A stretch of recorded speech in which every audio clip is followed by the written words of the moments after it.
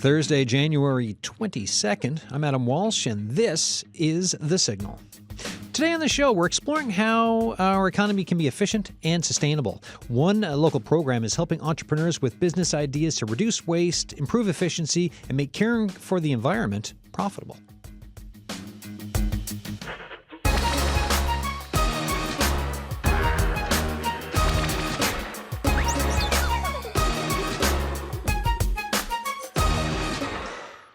All right. Audrey Parnell, econext manager of circular economy. Welcome back. How you doing? Thank you for having me back, Adam. I'm doing well on this brisk January afternoon. Brisk is a good word for things. Now, meanwhile, if people who are listening in Happy Valley Goose Bay and Labrador West are like, brisk, you St. John's townies, I'll show you brisk. I saw that video yesterday of someone in Lab West tossing the boiling water in the air and it turning into the crystals. Yeah. Because schools are closed, right? It is cold. But for me and my towniness in St. John's, I find what is it now? -8 outside with -20. I find that cold, so I'm weak. But yes, it is brisk. So tell us, what are we doing here today? I mean, I gave kind of an introduction, but you're better at it because it's yours. Yes. So we have just finished our first inaugural cohort of the econext Project Zero Circular Economy Incubator. All right. Well, that says it all. Yeah, mouthful. So we are very fortunate at econext to have received funding through the Multi-Materials Stewardship Board to help support our program. And we partnered with the Synergy Foundation, and they'll be joining us later in the show to talk about their experience running this incubator. But they had a great program. We thought, why reinvent the wheel? We can work with them. And they very kindly helped us figure out the best way to implement that program here in Newfoundland and Labrador. And I came on your show about a year ago and said, hey, we're really interested in having entrepreneurs. It was like a year ago, wasn't it? Oh, yeah. Time flies. Wow. Yeah. And we were really fortunate. We had a great group of people apply, and of which we've had 7 complete and graduate our program, which we feel great about. Yeah. And so we'll unpack everything. We got a couple of folks here. We're going to call a couple of folks. And for all of you listening, if you've got thoughts for us, right? And questions too, right? Because when you say circular economy, and we'll get into that, you can be like, what does that mean? I mean, we've talked about it before, but I find like when I do shows too, I'm like, okay, let me get my stuff together to really kind of wrap my head around it. So if you have questions for us, thesignal@cbc.ca, or you can text us 709-327-8206. Yiyin Liu, how you doing? I'm doing well. Thanks for asking. Thanks for coming in. Talk to us about yourself. Sure. I'm a full-time PhD candidate in Memorial University of Newfoundland and Labrador, and also I'm the founder of ReLab Art, which is one of the projects in the incubator. Excellent. When you heard about the incubator, what was it that kind of attracted you to it? So I think I had to share some experience before I joined this incubator because since 2019, I got myself involved in one carbon literacy academy program in the UK when I was living there. And I learned that there are so many wastes they're having untapped value that we are overlooked sometimes. So I figured out the first part of ReLab Art, which is we can definitely recycling those things. And then when I came here 2 years ago, when I joined my PhD program here, I was amazed and got inspired by the local arts in Newfoundland. I love artworks and artists and creators here. And then I figured out the second part of my project, which is ReLab Art. So, and after that, I started to look for help or instruction on how I put those together, because they are 2 parts. One part is the material, and the second part is art. And I've tried to connect with the Office of Public Engagement of MON and the Center of Entrepreneurship, but it didn't work out. Mm-hmm. And then I was seeking help from the Center of Social Enterprise. And then I got one recommendations on the incubator, Project Zero with econext. So that's how I got to know about this program.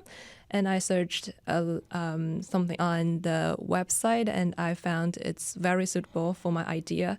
And the reason why I'm sharing this is because as an entrepreneur in the beginning stage, I had a lot of struggling and back and forth when I was looking for help. So that's exactly the value of this incubator, and I'm very grateful for that.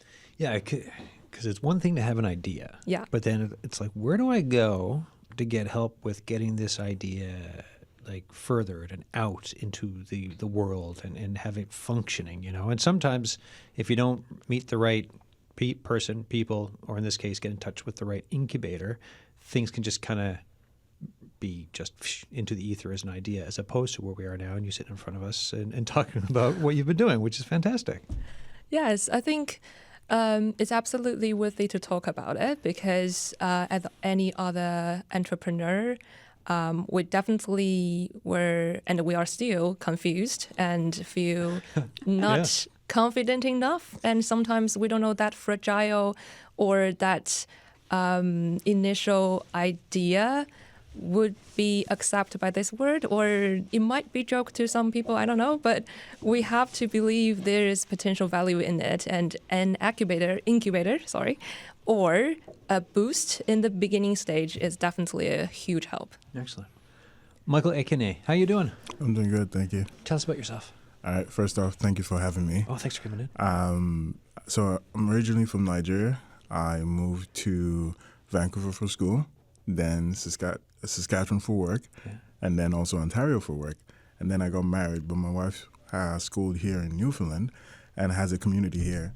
And then after we got married, we had a little one, and we needed help. so that brought us back to Newfoundland in late 2024. And then with regards to econext, I want to just piggyback off what Yiyin said, help.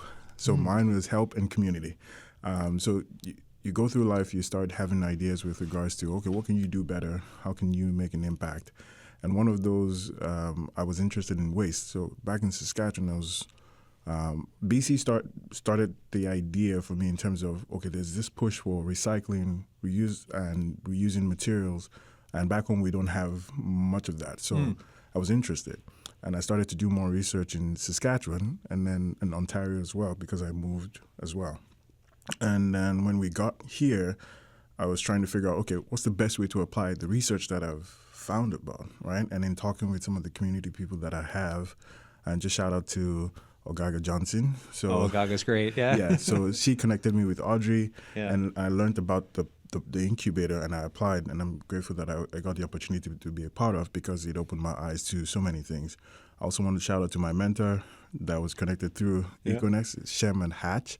It was a great help. So I just want to piggyback off that. So you have the idea, you don't know what to do with it. You're kind of at your wit's end because you've pushed it as far as you can go, and you just need a little bit of help and direction to push it a bit further. So I believe that's the greatest value that the incubator had for me, in the sense that because it gave me more direction and also gave me pointers and a little bit push and a little bit of exposure, because I met Shem. Shem introduced me to a couple of other people, and through the incubator, I met other people with like-minded ideas. I also met other speakers who came in on the program, and they kind of shaped the idea a little bit better and pushed or gave me pointers to things to look at or things to be aware of, and just maybe open that connection to the next person as well. Yeah, it's wild how important, like, people say, they talk about networking, right? Now, networking, you know, you go to these things, you meet people, but like there's this idea that sometimes I have of the, maybe not the best way for networking, because it's just like people standing around with a drink or coffee and just trading business cards. Yeah. But the actual meeting people to do stuff is really important. Yes. And learn, you know, like you just said, from the mentor side of it to other people who just to Ogaga who brought you into, like, all of that, which is actually networking. But like, the meeting folks can be so huge to getting an idea from, again, like something that could just disappear into the ether, as opposed to something that is real and that you put work into and that gets developed with like community inputs and help. And I will say, Adam, what's interesting with our program is that it is all virtual. And Right. so we're meeting people virtually. So we had we started with 9 ventures. We had 7 that completed, but they spanned from Rocky Harbor to St. John's. So That's great. Yeah, hopefully Labrador in this next upcoming cohort. But by running the program virtually, and I'm glad you said, like, even virtually, you're able to make connections with people and you're able to figure it out. And everyone had their own mentor, and we'll have Yiyin's mentor on later. But yeah, we were really fortunate that we had a ton of great support from both our econext members as far as delivering content and coming in and providing, and not even econext members, but other really great, amazing community members to talk about things like how do you do finance as a business? How do you carry your books? People talking about market analysis, which is so critical for an incubated idea, right? Like, who are your competitors? What is the landscape like? What is the opportunity space your idea or service will live within? And then each venture had their own mentor that they could meet with as often as the mentor was available and run a lot of their ideas through that person as well. So we were really fortunate to have amazing support from Newfoundland and Labrador entrepreneurs. For preparing for the show today, I was looking at, there's a Globe and Mail opinion piece from last fall, and it's by Benjamin Arrett, who's former journalist, head of marketing at something called Green Standards, writing about the circular economy. I found this really interesting, and I think it could be a jumping off point to getting into the incubator and to getting into what both of you have been doing and then the other bits around it. It says, most human activity today follows the spectacularly wasteful take, make, waste model we call the linear economy. Products pass through our fingers like water. 10 minutes for a coffee cup, 3 years for an office chair, or a century for a building. And then it's off to the giant dumpster we call our planet. Eventually, we'll hit the end of the line. Enter the circular economy, which asks the radical question, what if waste is just stuff in the wrong place? The 3 principles are simple and profound. Design out waste, keep products and materials in use through sharing, repairing, refurbishing, and remanufacturing, and regenerate natural systems by working with ecological process rather than against them. I like that a lot. It spoke to me, especially that coffee, because when you think about coffee cups, you're like, oh yeah, it's like 10 minutes and then gone. Now enter, so we're talking circular economy from linear economy. Now enter what you folks are doing. Audrey, tell us more about it, the idea more behind the incubator and how through the circular economy you're hoping to make a difference locally. Yeah, so I think my role had existed at econext since 2022, and really the first big part of it was around working one-on-one with existing businesses to maybe help them improve their circular practices, or if there's a business that's getting started that wants to valorize waste in some way, connecting them with a waste source. And that was great, but we had this kind of experience that there was this gap that kind of existed, and seeing what happens in BC, where, for example, there is a huge reusable container revolution, right? Like even at the Taylor Swift concert in BC, you were purchasing your beverages in reusable cups and not disposable cups. And so this idea that this is happening all across Canada, and how can we bring some of that energy and some of that new ideas and new passions here to Newfoundland and Labrador? And I do think from a heritage perspective, Newfoundland and Labradorians are probably some of the best at circular economy, right? Like making the most with the least things that you have. Like how are you able to stretch a piece of clothing, or how you're able to stretch food and pickling and preserving. So we historically have this as part of the culture here, and we kind of have moved away from it with our kind of global expansion with like Amazon and fast fashion, and all of that has kind of taken us away from where historically I think a lot of our grandparents and great-grandparents would have had these practices. And that's not just true for Newfoundland and Labrador, right? But globally, right? Like you would have had a possession that would have been passed down through generations. And we've kind of broken that model in the 20th century. Yeah, well, you'd have the kind of like the parents of the boomers who would, the ones who came through the Second World War would save everything, right? Nothing would get thrown away. And then somehow, all of a sudden, we move on, decades pass by, and we're in this just throw out everything economy. But you still have some people out there who'll be like, sure, save that, put that in the garage now. We might need that down the road. And then like years later, it's like, yes, that piece of something that I saved, finally I have a use for it, as opposed to just tossing it into a landfill. So I think we're about to get a mentor on the line. So let's go with a mentor. And then we will kind of go to each of you again and kind of like paint the picture of more details on your ideas, what got incubated, and what has been hatched after the incubation side of it. BJ Danylchuk is on the line, woodturner and mentor at the program. How you doing? I'm doing well, Adam. How are you doing? It sounds like you're having a great show already. We're having a grand old yak here on the Signal today lunchtime. Tell us about why did you want to be a mentor and how did that work? Well, I kudos to Audrey for finding me because it was her persistence of saying, how do I find a mentor for Yiyin's project? Where would be the right one? That she persisted and found me as the combination of, I'm a woodturner based out in Champneys West on the Bonavista Peninsula, and so I've had to figure out the art, the craft to art market in Newfoundland, and that was an important bit of information for Yiyin to have, I think, and helped bring a whole lot of her project into tighter formation and ready to move forward. I prior to being a woodturner, I spent a long time working in business and working with businesses around the world, and so appreciate the benefit of learning from others. The ability to learn from other people's experiences rather than having to step on the rake in the dark for yourself over and over again. There is a benefit to this. and it's a responsibility of those of us who've sort of traveled some of that to give away, information and be helpful to other people. And so I was only too happy to step up. And I was really fortunate. Yiyin's brilliant and has a brilliant approach to all of this that reflects how she comes with a worldview of this, and so I felt like I offered some navigation and some orientation, and otherwise stayed out of her way.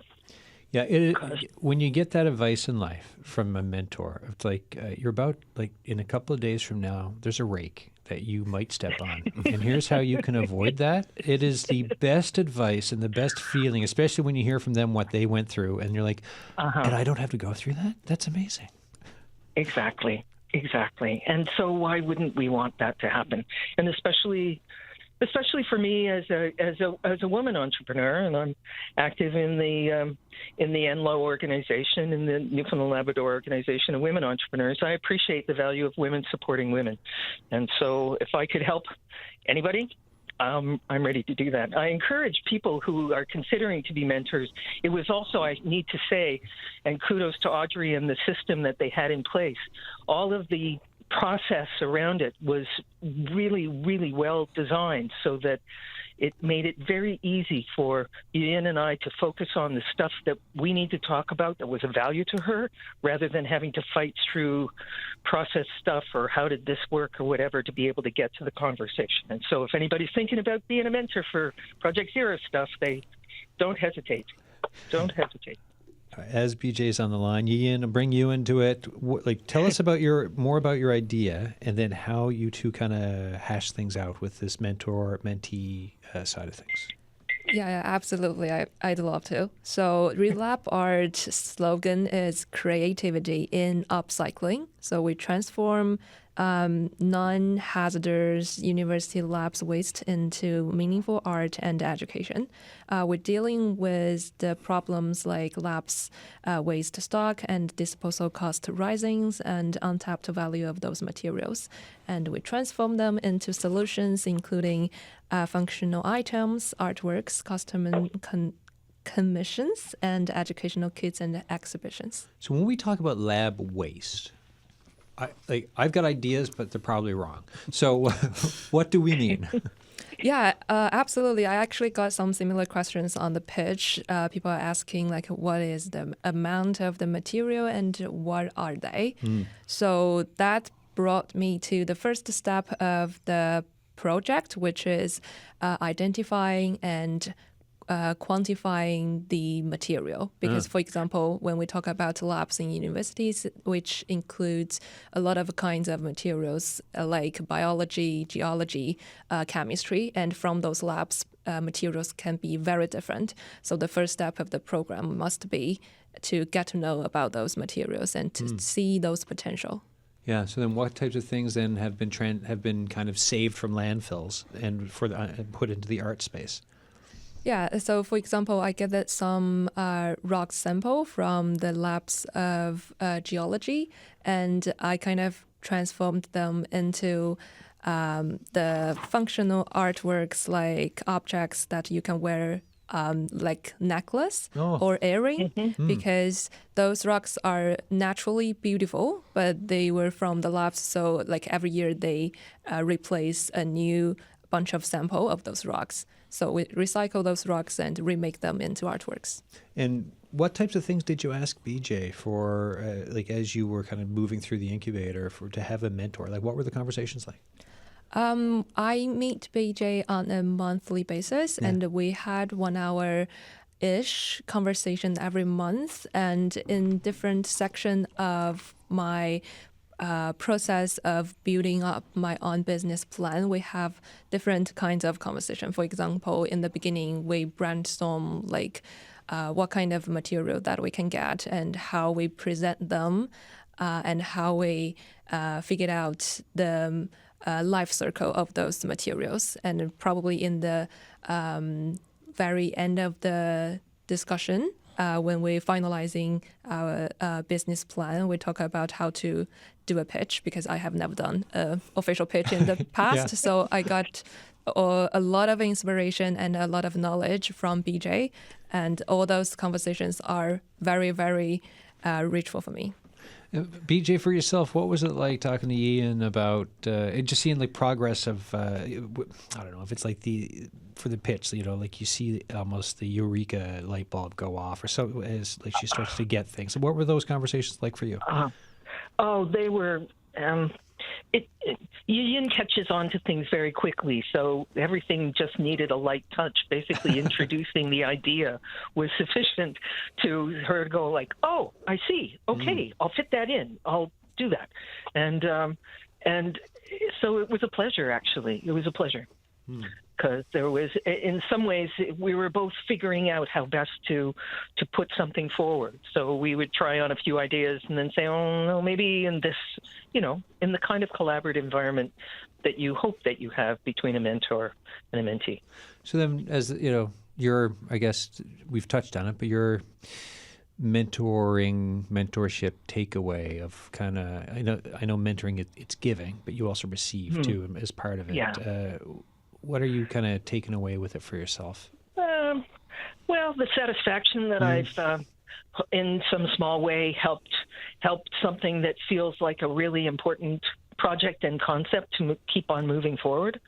That's very true. I mean, for me as a woodturner, I realize I apply circular economy to my work. I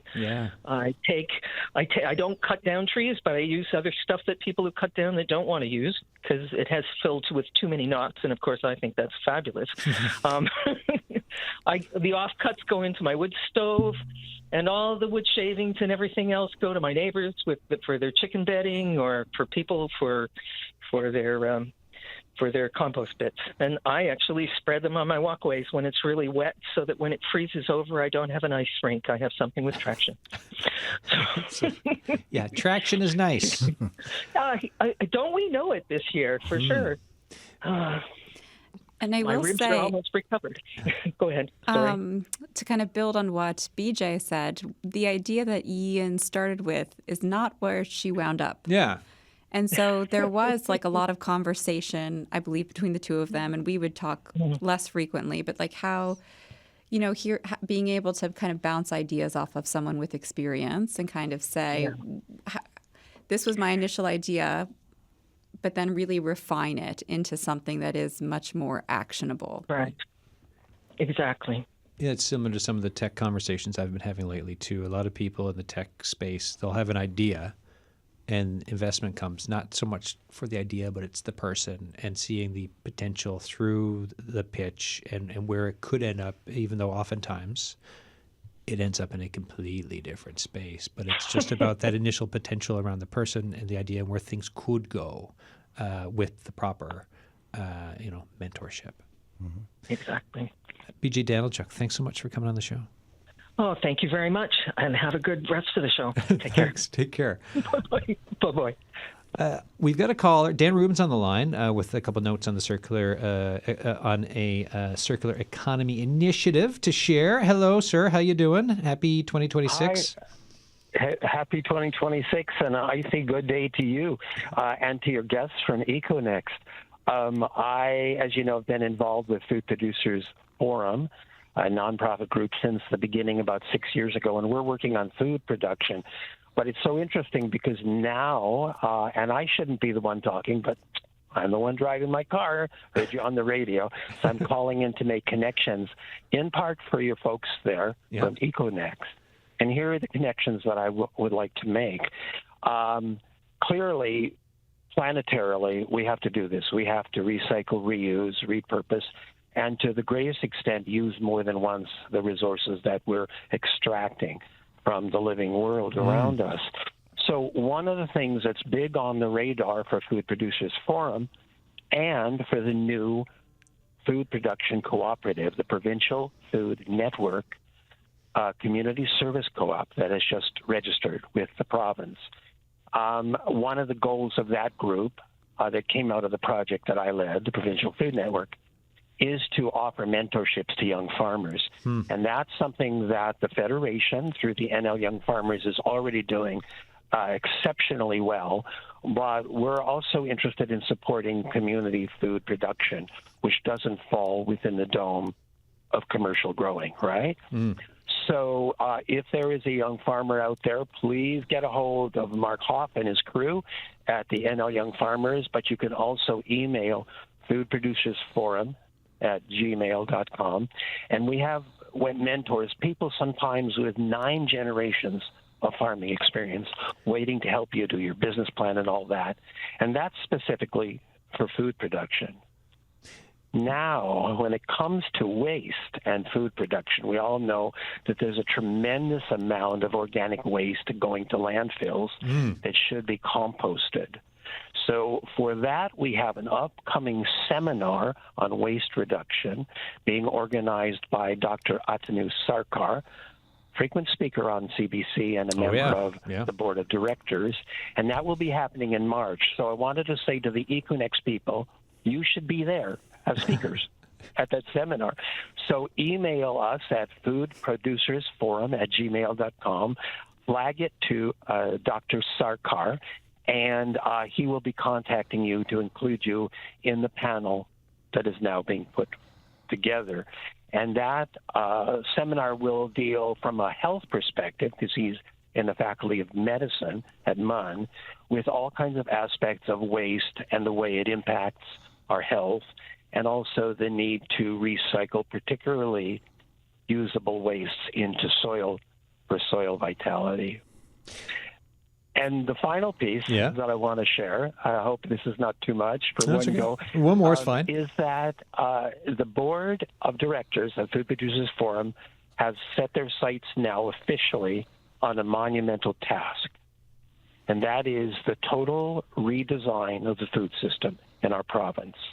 And there are 6 globes that need to be dealt with, and each of those will have its own team.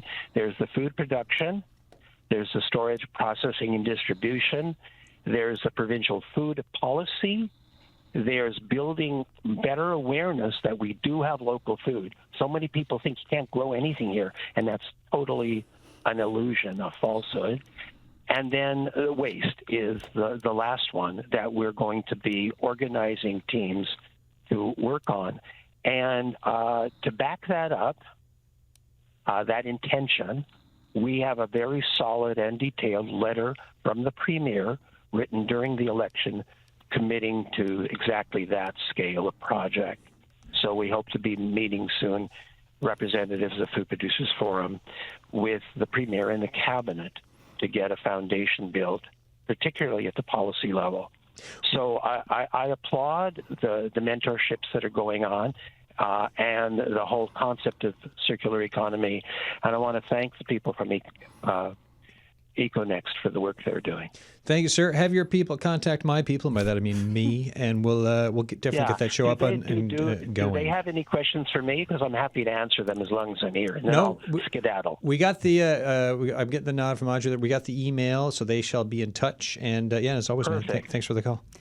Yeah, I think Dan touches on a number of good points related to the circular economy, and compost certainly is a huge part that we could, as a province, work much harder. And I know Viviana Ramirez Luna has talked a lot about. Yeah, has been on the show a couple of times. I mean, there's times when I feel like when I buy a cucumber, I just take it home and just put it straight in the garbage. Yes. And I would love to just take it home and put compost it in the compost. And maybe someday I'll get a cucumber that's grown locally that I can just eat.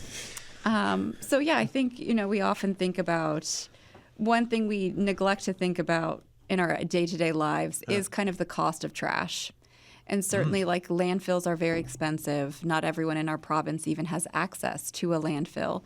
And so kind of where our waste goes, how we're environmentally maintaining our waste is very challenging. And so these great projects, and Michael's is really great and probably great to segue to because it's all about organic waste and thinking of smart things to do with organic waste rather. In addition to composting, there is an and. All right, hit us with it. Yeah. Here we go. So just touching back to your story about the coffee that you were talking about, the linear model, right? Yeah. So think about, and adding to what BJ said in terms of responsibility. So there are a few things. First off, there is a constraint with regards to people valuing the waste, right? You said the older generation kept it for as long as possible. Now there are few people that do that. The second thing is making sure that somebody else can use it, right? So my idea was based off, okay, how can we, one, help food production, like Dan was talking about, because we're an island, most of the things are brought in, and there's issues with soil, and then agricultural costs. One of the largest impact of agricultural costs is feed costs. So then became the idea of how do we turn the waste to agricultural feed. And I stumbled up, during my research, I found examples of where this is successfully being done. And I said, okay, how can we apply that to Newfoundland? And that's where the incubator was a very great help in kind of guiding and shaping the direction, because it is possible, because compost is just one aspect of it, right? Yeah. So I'll give you an example now. So the coffee you're talking about, what goes into the coffee is coffee beans. So that has to go somewhere when it's done, right? Totally. A lot of times that is as landfilled. So think about this. Would you feel better if you bought a coffee from Starbucks or Tim Hortons, knowing that the coffee grounds were going to a system where that could be used for creating not only compost but agricultural feed, which is then going back to local farmers who needs that feed to raise better animals, better livestock. I would feel better about that. Exactly. I really would. So that's where my idea comes into play. We're turning the organic waste or the organic byproducts from coffee, kitchen scraps, and other food producers or processors, and turning that into agricultural feed that is good for animals, good for human consumption, and ultimately boosting food production in Newfoundland, ultimately making things healthier, just not only livestock-wise, but human-wise. Yeah, as opposed to just rotting and building methane up in the landfill, right? Yes. The methane, which has such a great view of Robin Hood Bay. Audrey, so I've got some more questions for you. Yes. But Audrey, tell me about Georgia Lavender first. Yeah, so Georgia is our amazing, the managing director at the Synergy Foundation, and our amazing touch point. She kind of had reached out and said, we're really interested in kind of taking our amazing incubator and bringing it to other places in Canada. And we thought, wow, this is great. Someone's already done something that we recognized as a gap in our own Newfoundland and Labrador entrepreneurial landscape. And so we collaborated with her over, I think, almost 2 years it took before we actually got the program started. And she's just been immensely helpful and supportive and has been a real resource for us at econext. So Georgia is on the line. So this is a right-hand edge, left-hand edge of Canada discussion right now. How you doing? Doing really good, thank you. How are all of you doing today? Good, good. So good morning. Tell us about the Synergy Foundation. Yeah, thank you so much. It's so wonderful to be here today to connect. So Synergy Foundation, we are a nonprofit organization that is headquartered in Victoria, BC. So just about as far away as we could get from Audrey and her team in econext, but also understanding the challenges of being an island economy connected to our partners on the mainland as well here in BC. And so at the Synergy Foundation, we're really focused on supporting the advancement of the circular economy across Canada. Really started as an island-based initiative back in 2013, and we have been scaling with amazing collaborative partners like econext to support this more broadly across Canada. And, we really saw a gap in the marketplace for sustainability consulting type of support for our small businesses in the province here. When we first started out, a lot of the investment was going to large corporations, but the majority of our economy here in Canada is our small businesses, and so they need support as well to help them transition to a green economy. And that's what really got us started in 2013 with a green business certification program. And from there, we saw, okay, great, we have the support for existing businesses, but we know that they have the need for innovative solutions to help them go further in their sustainability journey. But where are those entrepreneurs right now that are creating these circular economy solutions that can be the service providers to these businesses? And there wasn't really a program in Canada that was doing an incubator program specifically focused on the circular economy.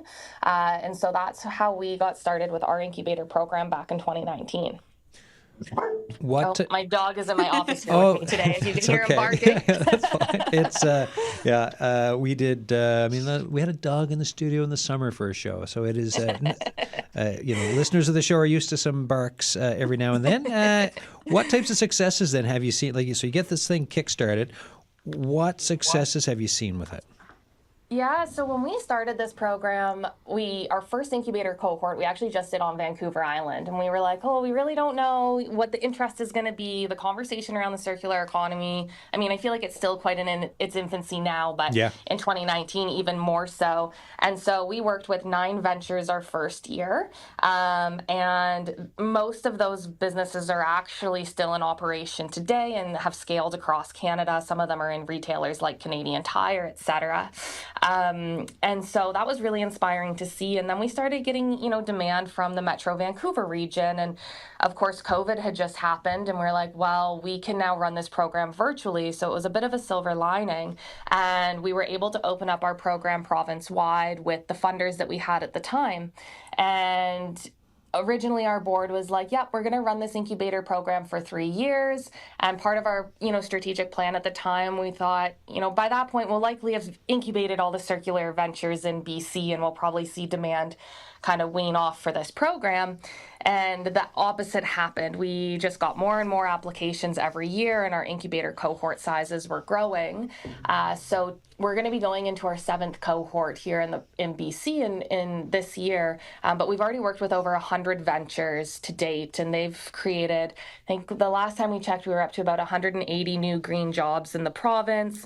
We look at things like the revenue that they've generated as well. So a lot of these businesses are, some of them have now contracts with the Coast Guard and, doing some really interesting national defense projects around dual-use technologies.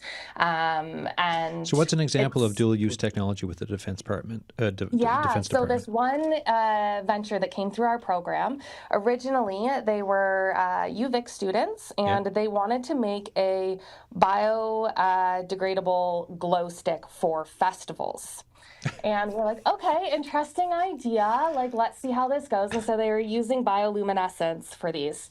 They have And the military also uses glow Yeah. sticks, right? I remember from my time. They have come a very long way in their journey now, and they are making products for Coast Guard that are allowing them to do like some of their light projects as well. So their products have come a long way from, you know, glow sticks for festivals to more so products that can be used in the marine industry and with the Coast Guard. So it's quite cool to see how far these journeys have come over the years.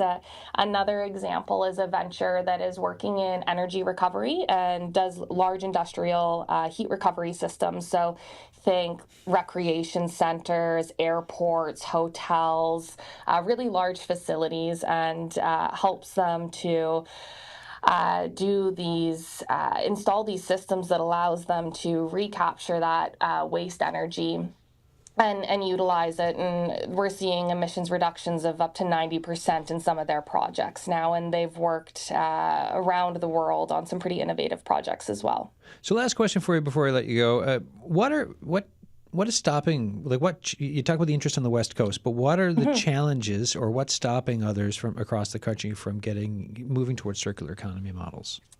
You know what? I think that the opportunity is across Canada. It's not just unique here to BC or unique to Newfoundland. I think, in both of our regions, with the work we're doing here at Synergy and with econext, we have an innovative entrepreneurial community. But we see this across Canada. We ran a program with Queens out of Kingston in Ontario, very similar incubator style program. And, I think there is a bit of capacity building needed, right? That's why these conversations like today are so good for people to understand. I think the circular economy touches so many aspects of our lives we may not even realize.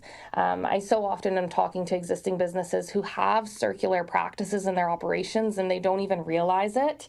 And I think it's so important right now in this conversation around our, frankly, the geopolitics and trade diversification and everything like that, how we can utilize these circular economy practices to help strengthen our economy, localizing our production and manufacturing. There's so much of this that it's like there's incredible benefits for the environment, but it's also truly incredible benefits for our economy and supporting our local economies. And so I think it's in part how we have this conversation so that everybody can see how they have a seat at this table and can be a part of this transition.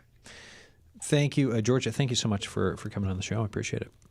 Thank you so much, and thank you to Audrey and her team over at econext as well. All right, Georgia Lavender there, Managing Director at Synergy Foundation in Victoria, BC. I was like, as Georgia was talking, I was like, when does spring start in Victoria? It's pretty soon. Anyways, Audrey, any thoughts on what Georgia was saying there?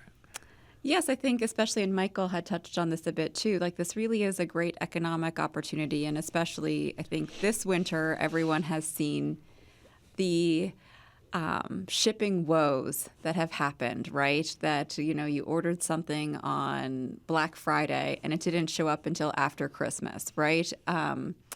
So really being able to localize our supply chains, localize where we receive goods and services from can really alleviate some of those problems. And then it also re-injects that money here into our own economy.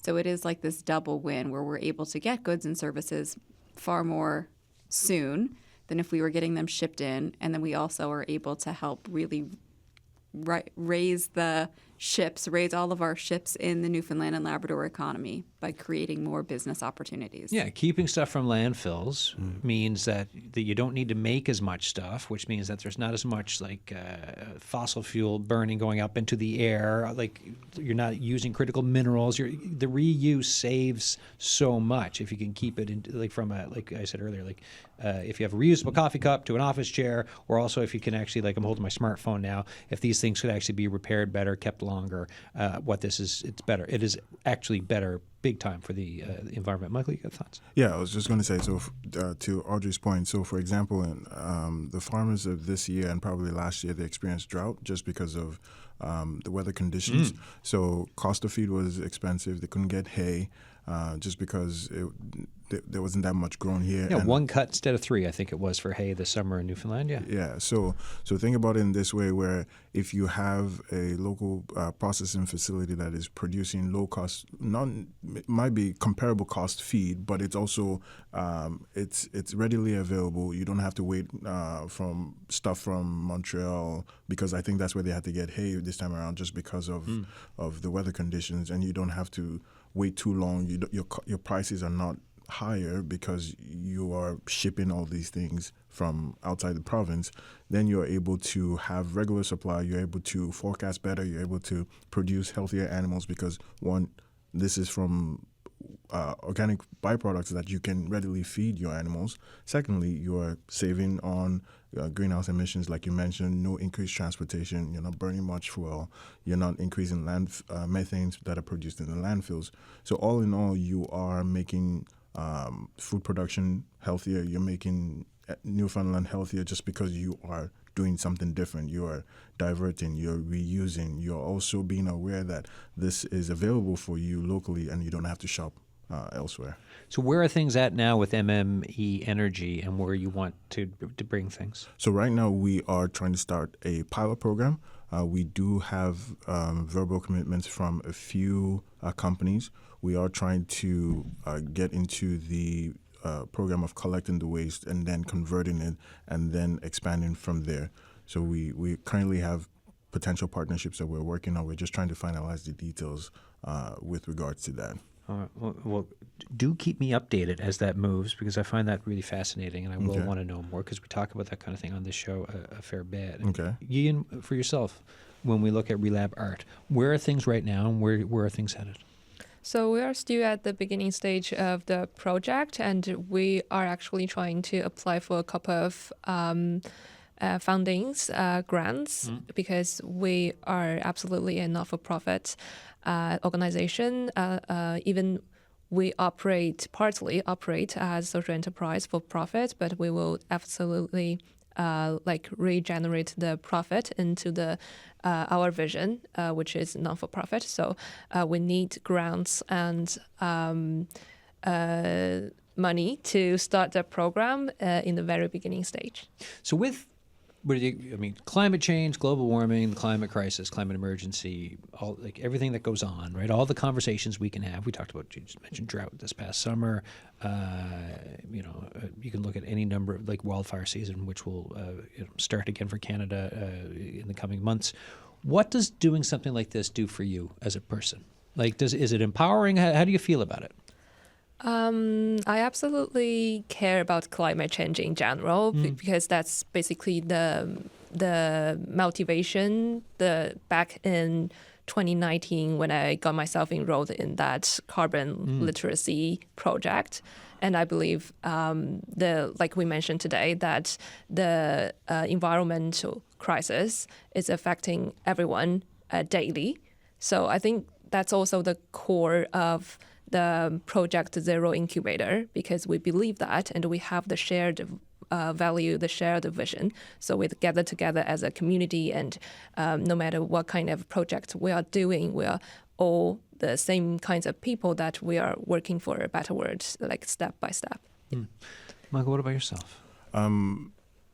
It's very touching you asked that question, because it reminds me of why I started in the first place. So back in Ontario, we had a baby, and all of a sudden I am more aware of health challenges, more aware of dangers. And my wife bought, just for example, chicken at a local grocery store.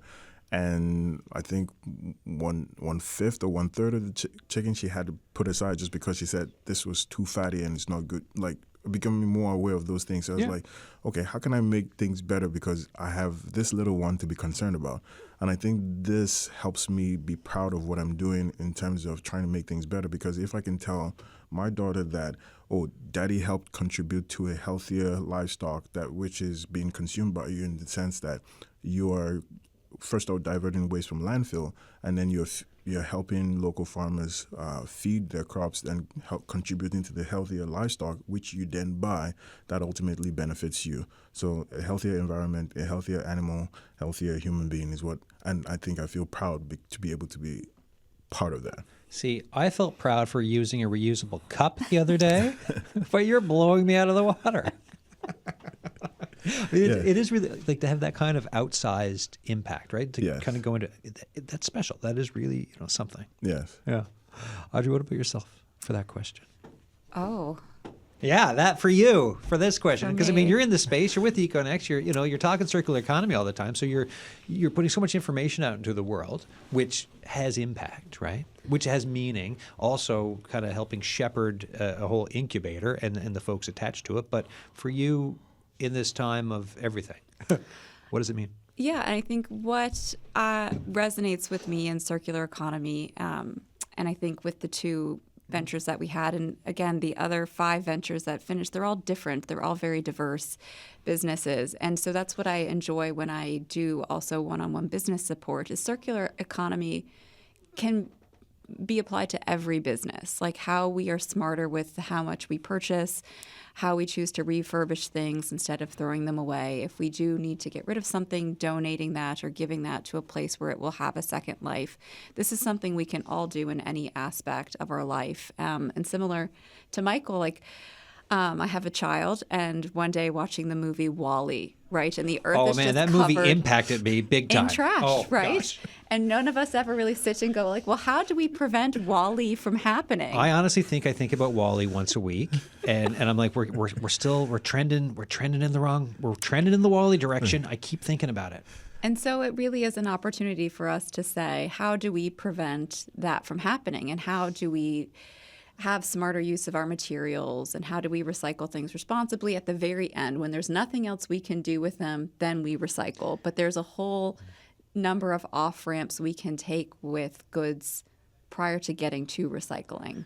Yeah, and do you think through these actions, because a lot of times people talk about government action, okay, we shouldn't have a sea of plastics when we walk into a big store, and there should be regulation and this and that, but there's also with the education and the action component, do you think this has an impact on kind of getting that information out among people so that when it comes to voting or advocacy or whatever else there could be changes from like a ground level as opposed to the top down first?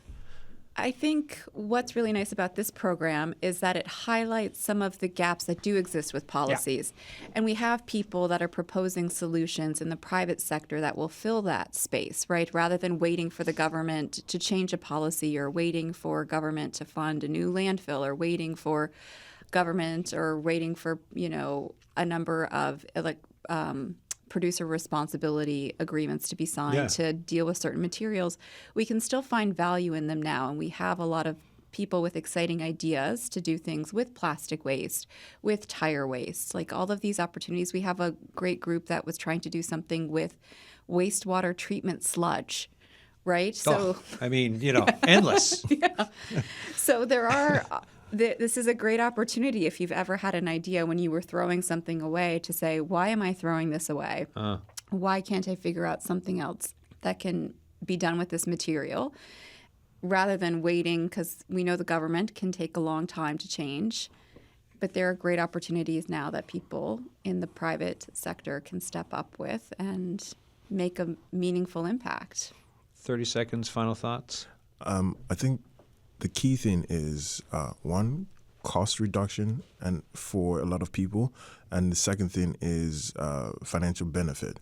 Because when you're able to tackle both or either one of those things, you get more adoption. So I think that would be my final thought, is if you get help in demonstrating that this is cost beneficial for you in the short and long term, you get adoption. If you get help in demonstrating that this is financially better for you in terms of revenue, right, you will get more adoption. So I think those two things are very key in the circular economy. Michael, Ekine, thank you. Yiyin Liu, final thoughts? I think my most takeaway for today is sustainability. Sustainability is not only a word, but a commitment and a lifelong mindset. And we put our projects in this incubator, and it's definitely a beginning. And we do need to figure out how to move along, like in the future, and make sure we reimagine and we building the more sustainable life together. Thank you so much for this chat, folks. I really appreciate it. Thank you for having us. Thank you. That's it for the show, folks. We are out of time. Attention Labrador, tomorrow we are talking about Them Days magazine. And for you Islanders, if you don't know about it, you'll learn all about it tomorrow. It is fantastic. We're going to celebrate it, talk about 50 years of history with it. If you've been involved with it or have thoughts on it, get in touch with us tomorrow during the show. Thanks for listening. Cheers.